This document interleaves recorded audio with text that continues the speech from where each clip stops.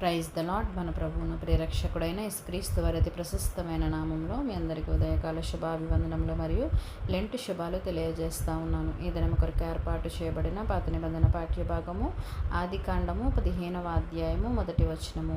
భయపడకుము, నేను నీకు కేడము. ఈ వాక్యమును మనము గమనించినట్లయితే శత్రు భయముతో ఉన్న అబ్రహామును దేవుడు భయపడకుము, నేను నీకు కేడముగా ఉండదనని ధైర్యపరుస్తూ ఈ మాటను పలికినట్లుగా మనం చూస్తూ ఉన్నాము.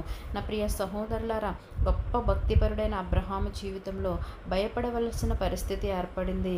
నేడు నీవు కూడా ఏదో ఒక పరిస్థితికి భయపడుతున్నావా లేక బాధపడుతున్నావా? ఒక్కసారి ఆలోచించము. నిన్ను ఆది కొనగలిగే దేవుణ్ణి ఇప్పుడే నువ్వు ఆశ్రయించినట్లయితే ఆయన నీకు కేడమై ఉండి నిన్ను కాపాడి నిన్ను రక్షిస్తానని ఒక వాక్యం ద్వారా మాట్లాడుతూ ఉన్నాడు. నా ప్రియ సహోదరులారా, దేవుడు కేడముగా ఉన్న కొందరిని మనము పరిశుద్ధ గ్రంథంలో గమనించినట్లయితే మొదటిగా కోరహు కుమారులకు దేవుడు కేడముగా ఉన్నాడు గనుక వారికి కృప పొందుకున్నారు. రెండవదిగా యజ్రాహీయుడైన ఏతాముకు దేవుడు కేడముగా ఉన్నాడు గనుక తను ఘనతను పొందుకున్నాడు.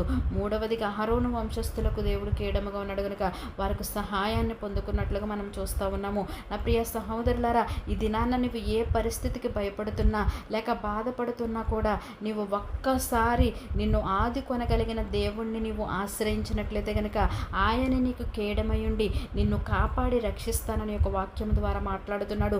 దేవుడే నీకు కేడమై ఉండేలాగున అట్టి కృప పరిశుద్ధాత్మ దేవుడు మనందరికీ అనుగ్రహించునుగాక. తలలు వంచి ప్రార్థనలు ఏకీభవించవలసిందిగా కోరుచున్నాను. మహోన్నతుడును మహాగణుడమైన మా ప్రియ పరలోకపు తండ్రి, నీ ఘనమైన శ్రేష్టమైన నామానికి స్తోత్రములు చెల్లిస్తా ఉన్నాము ప్రభువా. నేనే నీకు కేడముగా ఉంటానని ఒక వాక్యము ద్వారా మాట్లాడినావు తండ్రి. అవును ప్రభా, నువ్వు కేడముగా ఉండాలంటే నిన్ను మేము ఆశ్రయించాలని నీ యొక్క వాక్యము ద్వారా మాట్లాడి ఉన్నావు. అయా, నిన్ను ఆశ్రయించేటువంటి కృపను మాకు దయచేయమని అడుగుచున్నాను. ఇది నాన్న ప్రభా, 10th క్లాస్ ఎగ్జామ్స్ రాస్తున్న ప్రతి ఒక్క బిడ్డని మీ హస్తాలకు అప్పగిస్తా ఉన్నాం తండ్రి. సమయోచితమైన జ్ఞానంతో బిడ్డలని ప్రభా ఆయా మీరు తృప్తిపరచమని అడుగుచున్నాను. దేవానికి వందనములు. రాసే ఎగ్జామ్ అంతట్లోని కృపను చూపించండి, నీ క్షేమాన్ని దయచేయమని, మంచి ఉత్తీర్ణత పొందుకోవడానికి నీ సహాయం అనుగ్రహించమని యేసయ్య అతి పరిశుద్ధ నామములో అడిగి వేడుకొనుచున్నాము తండ్రి. ఆమేన్.